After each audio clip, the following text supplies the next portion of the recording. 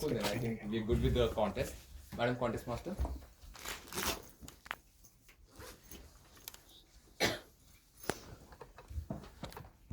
Ladies and gentlemen, let us begin 2023 International Speech Contest for WordsWorth Toastmaster Club, Area 3, Division J, District 121. To maintain uniformity for all the contestants, we will maintain 1 minute of silence before I call the first contestant. Sergeant at Arms, please prepare the first contestant. And there are many contestants. Yeah, whoever wants to go, they can. Yeah.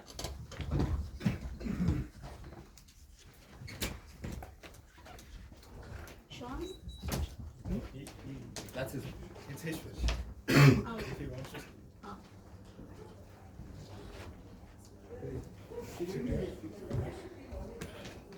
Timer, please let me know one minute is up.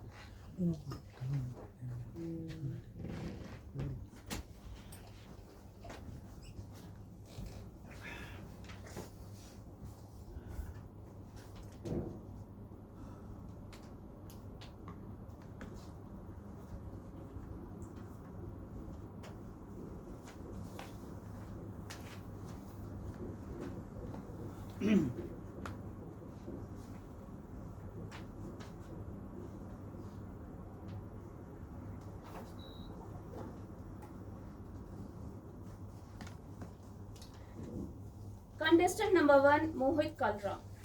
Power to be empowered. Power to be empowered, Mohit Kalra.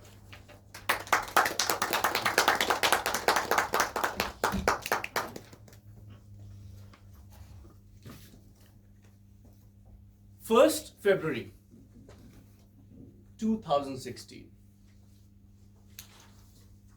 For you all, it may be just another Monday. But for me, it was a day when I got the power to be empowered. Contest Master, fellow Toastmasters, and my dear friends. I woke up in the morning, had my cup of coffee, quick shower, and I was rushing to the office through busy streets of Akshayanagar. Suddenly, my eyes got attention to an old idli seller. He was very, very old. His hands were shaky, but with full confidence, he was selling idlis. I don't know what happened to me. I parked my car and I reached out to that idli seller.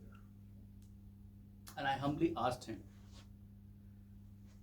Kaka, you are so old. Still, why are you working so hard to sell the idlis? Is there no one to take care of you? With all softness that he had and humbleness, he responded, Son, thank you. I lost my son who was just like you 5 years ago. My wife is bedridden and I have to earn my livelihood with pride. So I'm selling these idlis. His hands were shaking. He was serving like this to all the customers. Kaka, how much these idlis are for? Well, it's 10 rupees. My heart was moved. And I thought to give him something. I took out 200 rupees note and gave it to him. And then I thought I should give more. I took out 2,000 rupees note and gave it to him. Thank you, son. God bless you. And I went to office. I thought I did a big charity. While coming back from the office, I saw that idli seller was still selling idlis. Surprised. I parked my car. I reached out. Kaka, I gave you 2,000 rupees to relax for some time. Why are you still working hard? Son, give me 2 minutes. Let me give at least to my last 2 customers and then I'll explain to you. Yeah. Come, sit. I'll explain. You gave me 2,000 rupees. I could have obviously went back home and relaxed. But I thought to help others. And I thought to sell at least for 5 rupees instead of 10. Now, if you look at the faces of these people, look at the smile, happiness that they have. These are my regular customers. They come to me daily. Some are laborers, some cannot afford, some are rickshaw drivers. I thought to help them.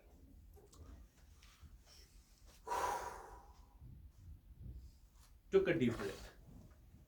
I did not have pity in my heart or tears in my eyes.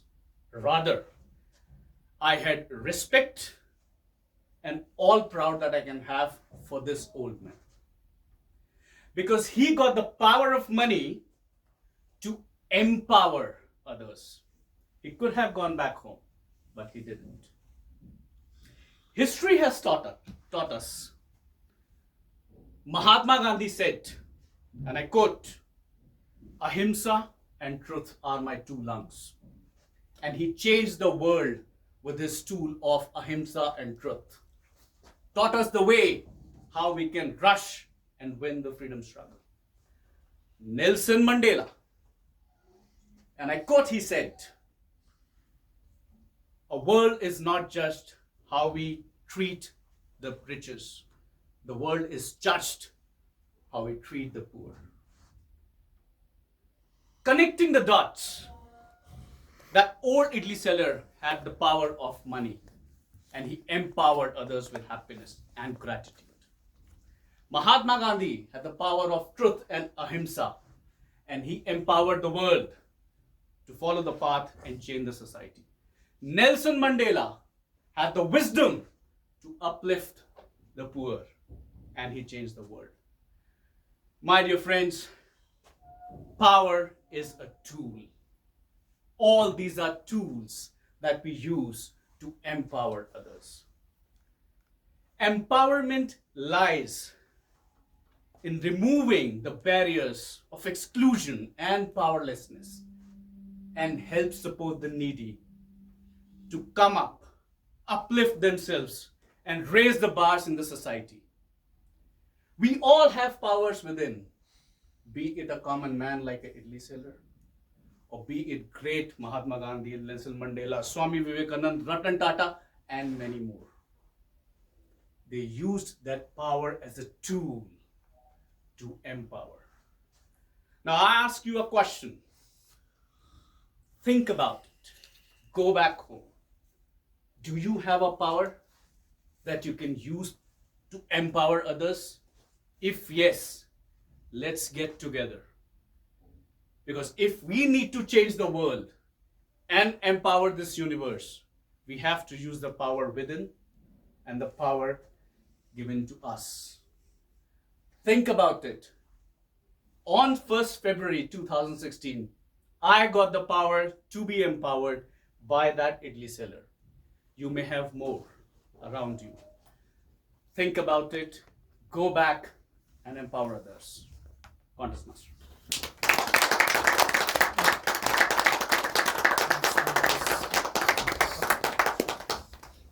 We will maintain 1 minute of silence for the judges to mark the ballots.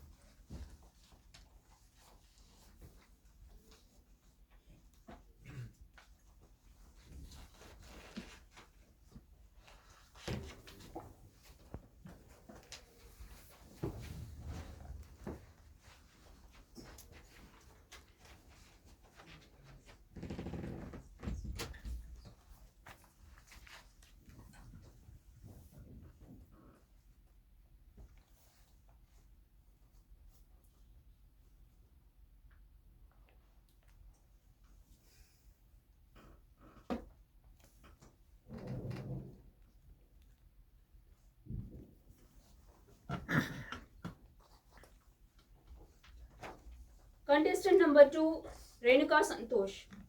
What will be, will be. What will be, will be. Renuka Santosh.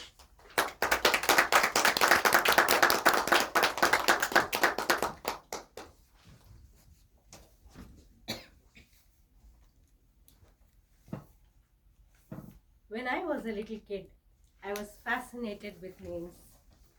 I used to sing melodious songs with my caretaker Zoya. We used to sit on the swing and sing. I asked my mother, what will you be? Will I be pretty? Will I be rich? Here's what she said to me. Que sera, sera. Whatever will be, will be. The future's not ours to see. Que sera, sera. What will be, will be. Good morning, contestant, fellow Toastmasters, ladies and gentlemen. When I was a little kid, I was fascinated with names. Every day I wanted to change my name. One day I went up to my grandma and said, Grandma, I need to change my name. She asked me, what's in the name? Why do you want to change it? I said, I need to change it. She replied, by whatever name I call you, you would still be the same. What will be, will be. I got annoyed and went to the school.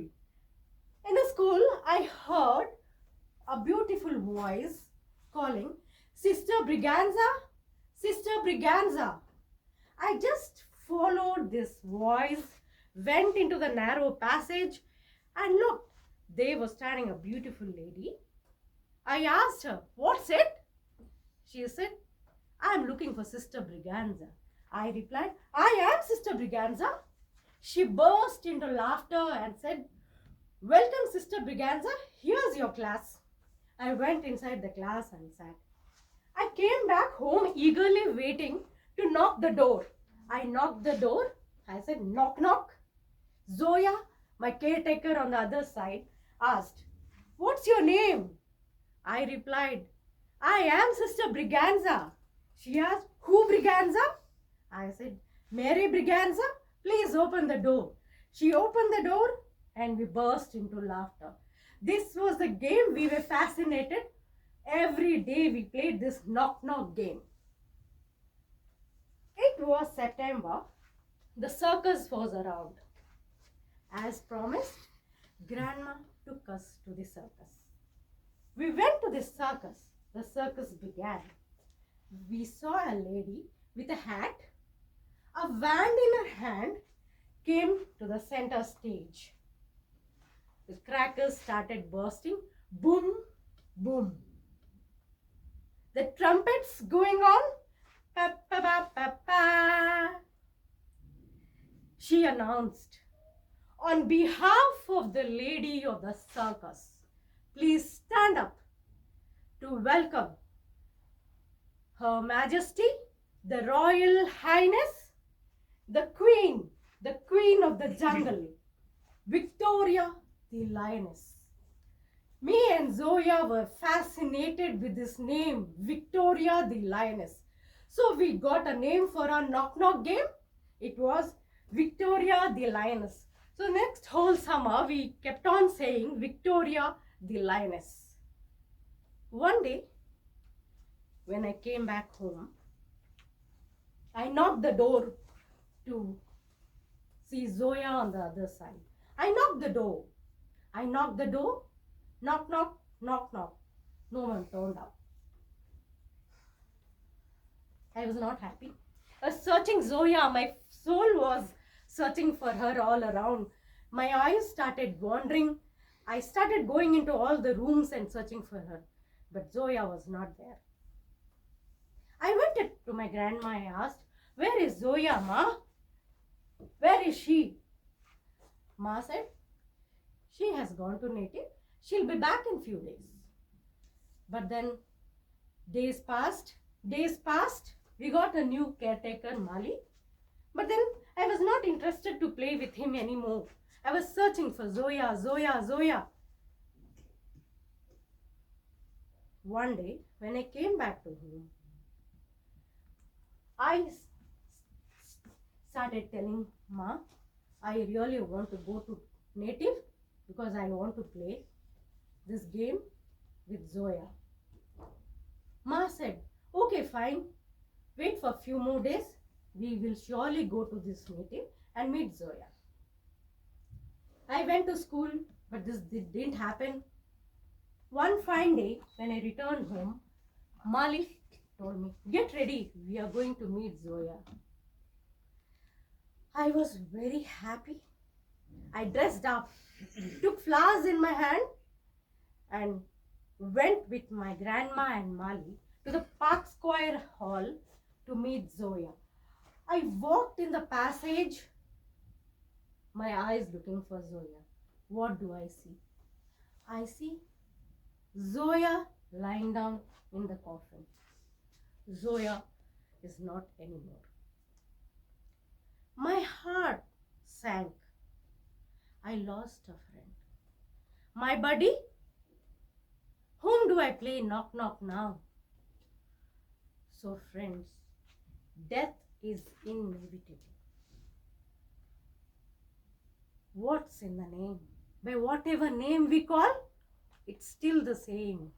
Zoya is there in my heart. For many days I wrote her name in the air. The winds blew her away. For many days I wrote her name in the sand. The water washed it away. But her name is engraved in my heart.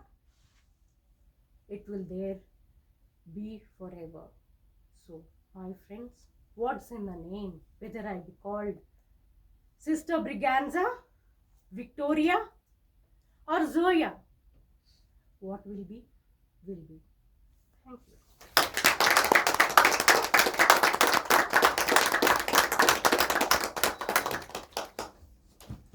We will maintain 1 minute of silence for the judges to mark ballots.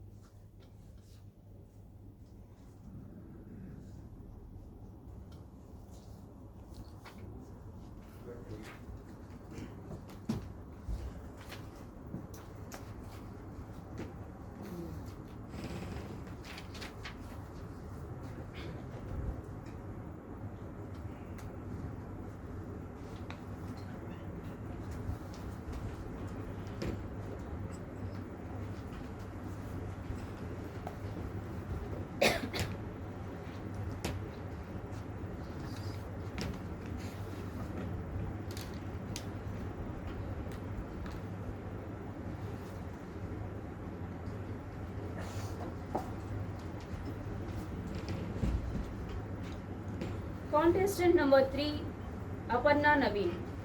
One deep breath, Aparna Naveen.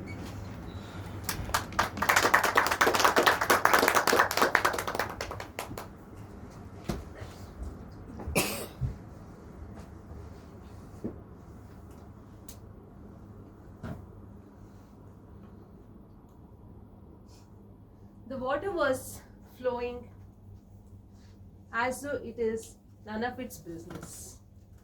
I was just recalling the bizarre dream that I dreamt last night.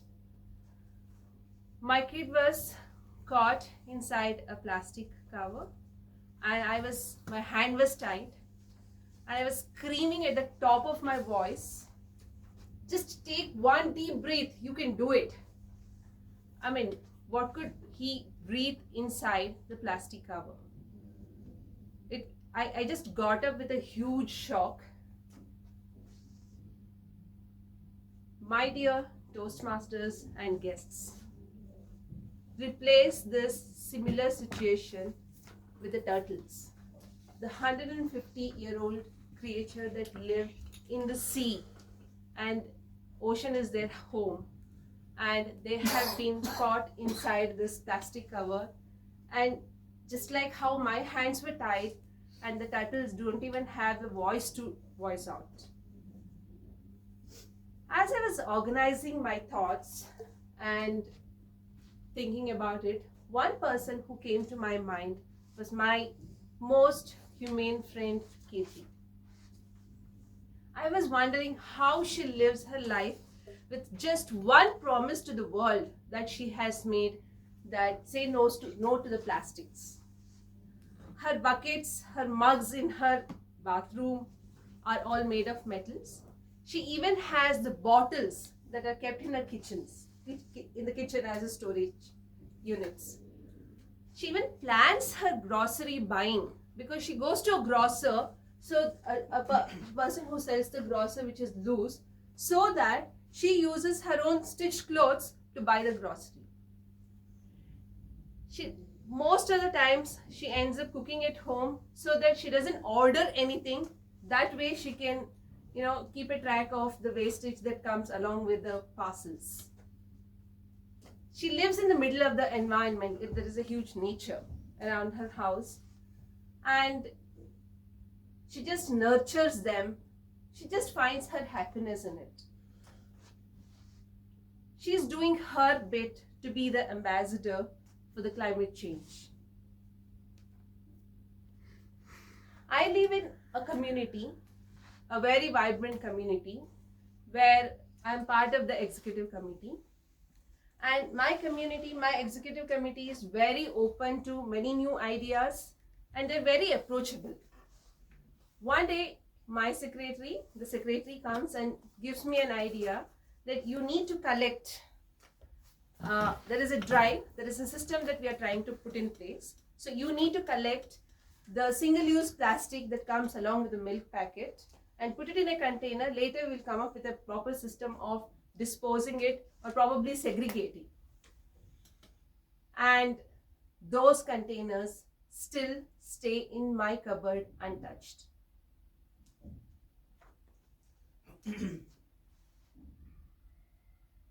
Again, I read in news how the scientists in India are bringing up so many workshops and meetings just to keep the climate change at the top of the list. And they're bringing the legislators into these workshops and meetings just to discuss about how the disaster effects of the climate change. But what they fail to do is to take it to the next level where the politicians. And it's a sad feeling that they don't even get enough funding for this. They tried very hard trying to bring up this at the top of the agenda, especially during the election times, but no one pays any kind of attention to this. In a larger perspective, we see Greta Thunberg, who has been an instrumental in the climate change mitigation and who is from Sweden, who is an inspirational activist. And her childhood, while I was reading, it was just commendable the way she changed her lifestyle just to fit into the environment safety. But again, she was the only one person who was there for the meeting, for the strike on the first day. Eventually, many people joined for that strike, and then more and more people across the world. That's how she became an international sensation. They were there, and we talk about global temperature rise. We talk about the glaciers melting. There are so many blogs that are written over a period of time. There are so many strikes. There are so many protests that were held across the world. This speaks so much about that. Recently, few months back, the rain lashed the city. And it was, yes, I understand totally that everybody spoke about the climate change. There is a rise in global temperature.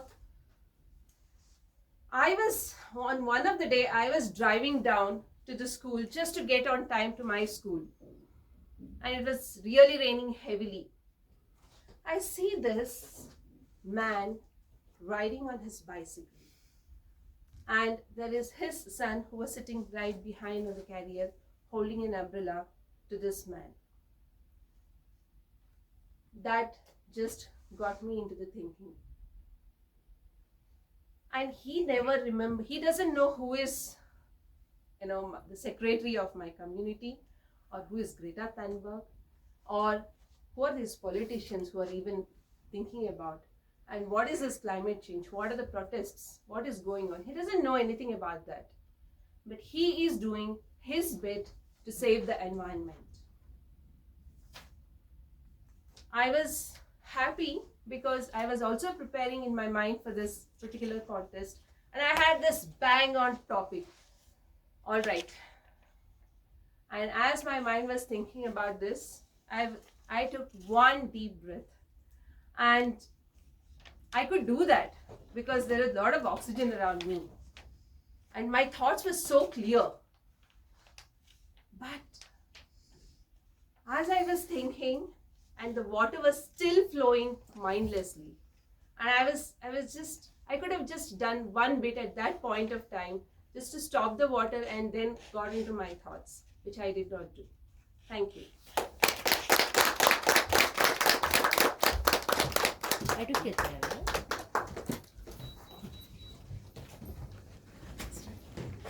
Maintain 1 minute of silence for the judges to mark the ballots.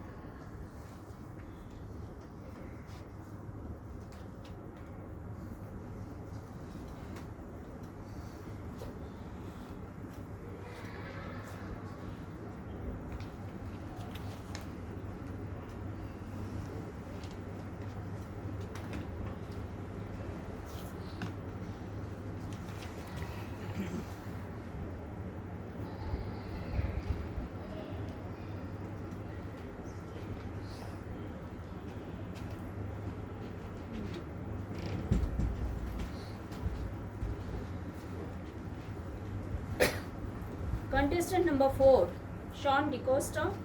The adventure called life. The adventure called life. Sean DeCosta.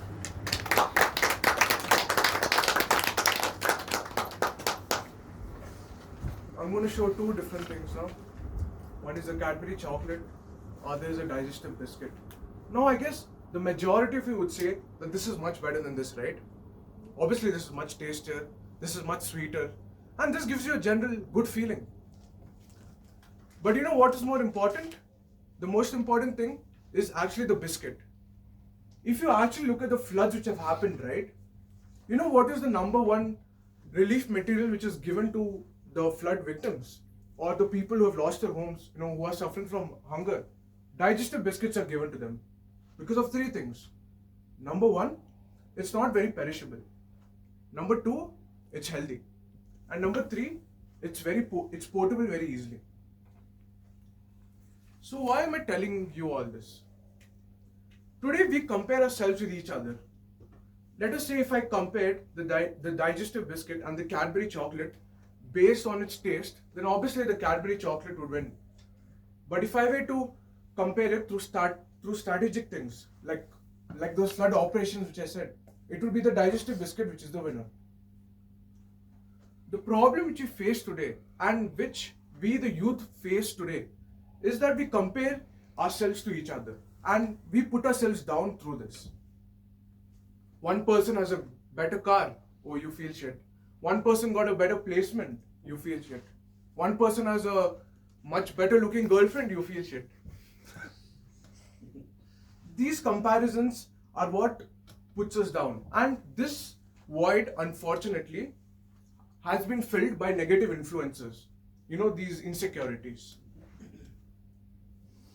Today I'm going to tell you a story about my life.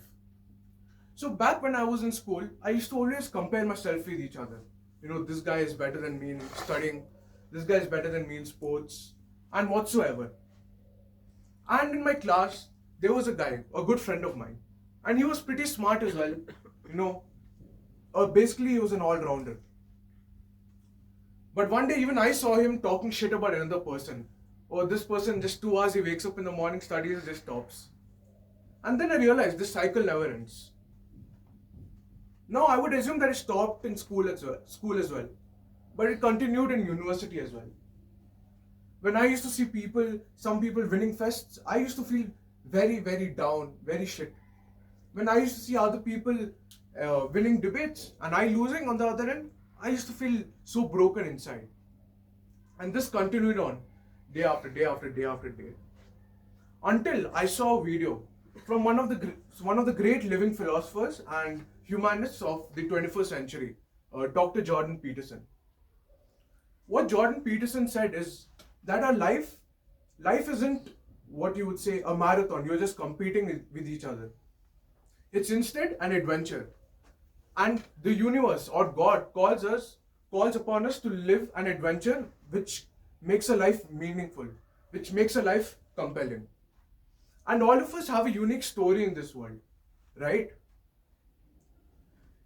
Now I'll talk about something which is common through all of us, and which is religion. Even if you actually look religion-wise, right? Like the Abrahamic prophets or enlightened beings like the Buddha, all of them went through tough lives, persecution, tough lives. I mean, everything you could possibly imagine. But you know what kept them alive? An aim, a goal on fulfilling something. And this made their life meaningful no matter what all difficulties we face day after day. And I believe that's the mindset we need to, inculcate in people, young people, old people, whatsoever. For example, like our parents in our house, right? They always say, okay, fine, go to this university, study hard, and your life is going to become easy after that. But it never becomes easy, because life has its own set of problems and difficulties. And we should not expect that these problems to just disappear out of the world or something. But we should face them. Anything could happen unexpectedly. And how to live this adventure called life? How to live it to the fullest? Well, there are 3 things you can do. Number 1, let's say if you're going to a forest. You can't just live there alone, right? You need some company. You need to have a crew. Like in the film Jumanji. Like Dwayne The Rock Johnson, even though he's pretty strong, pretty buff, he can basically just kill or eliminate any monster. But he doesn't go to the forest alone. He has 5 or 6 companions all together. So therefore, having good companions and good people surrounding you are very important. Because there's an old saying, right? You're the summation of 5 people you spend most of your time with. Number two would be to experience life, to experience the adventure without judging it to be, right, or without judging it to be wrong. Why do we go to see films in the theater? Either to feel, really haunted if you see horror films, or to feel really happy seeing comedy films. Well, that's life. Life gives us different experiences through these incidences which we face in life. We don't have to go to a movie theater to necessarily experience it. But however, we just do it, we are human beings after all. Number three would be to have a goal. Let's say if you went on an expedition to a mountain, or you went to a forest, for example. Let's say if you just, aimlessly walk over like this. Would anything happen? No, nothing would happen. You need to have, some direction on where you're going. That's what makes the journey interesting, right? Let's say if you were to just fall off your goal, you are not going to reach the point in which you wanted to go. Let's say you fell off the Mount Everest before you reached to the peak. Well, you could still say that you have lived a good adventure, right? You have gone through a lot of things and you could proudly boast about it. What I would like to finally conclude is that live your life to the fullest, You just have one life, one adventure, and make the story so good, so unique, that the universe will always remember you as a person who has achieved the extraordinary. Thank you.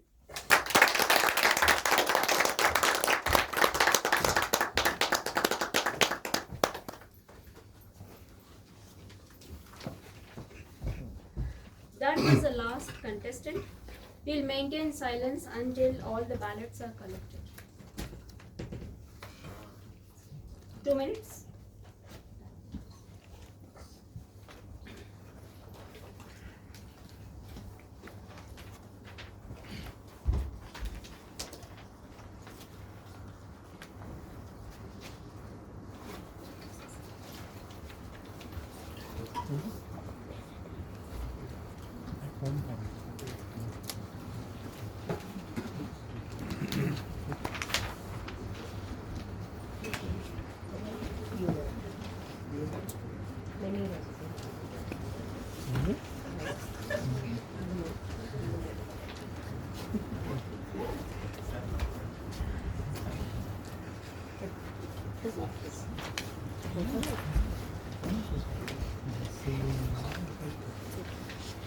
Give you the feeling of the competition.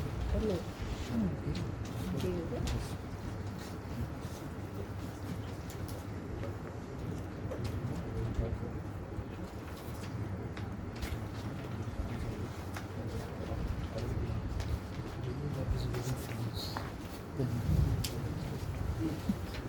they made it help.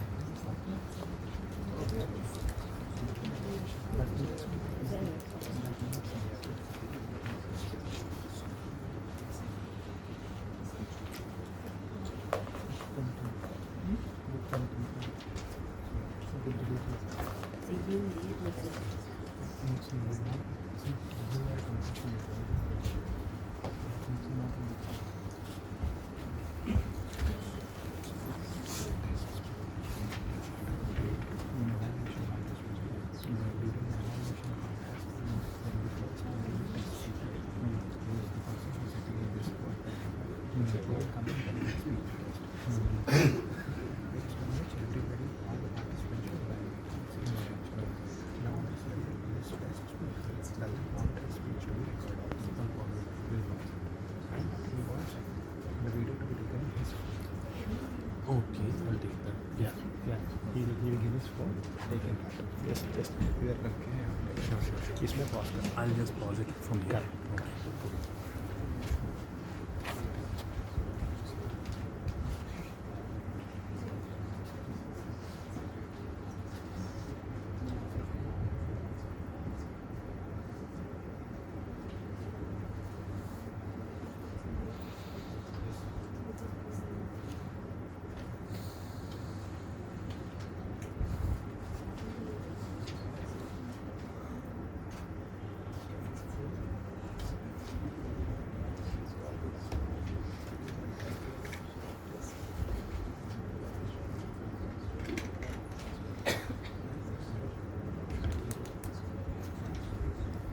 It's now time to recognize the contestants. I would request the contestants, I will call them upon the sequence.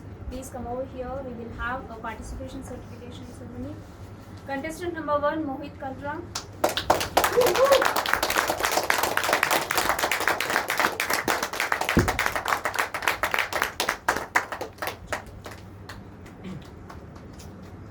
Yes.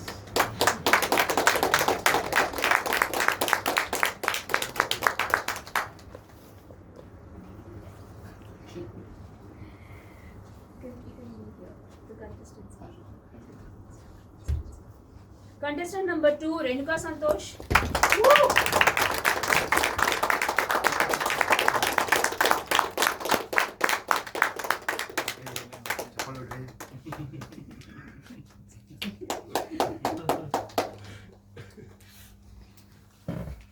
Contestant number 3, Aparna Naveen.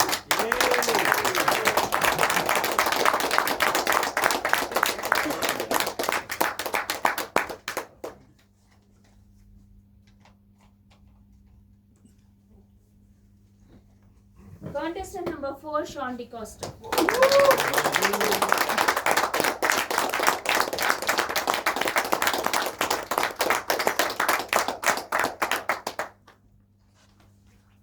We can take one group photo. Yes.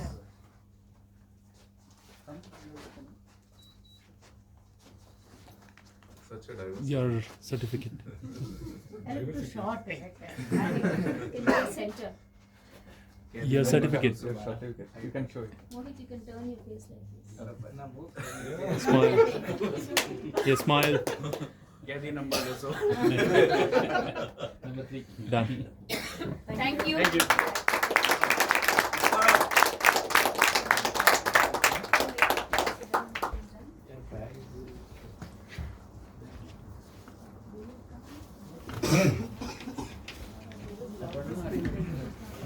Carrying a bag. No, I haven't died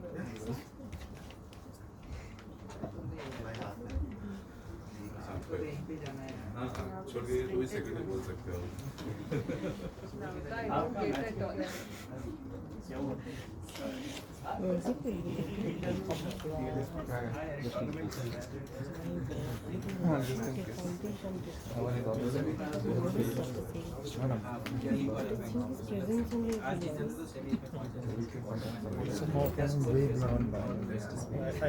was no matter what, so I stopped paying attention.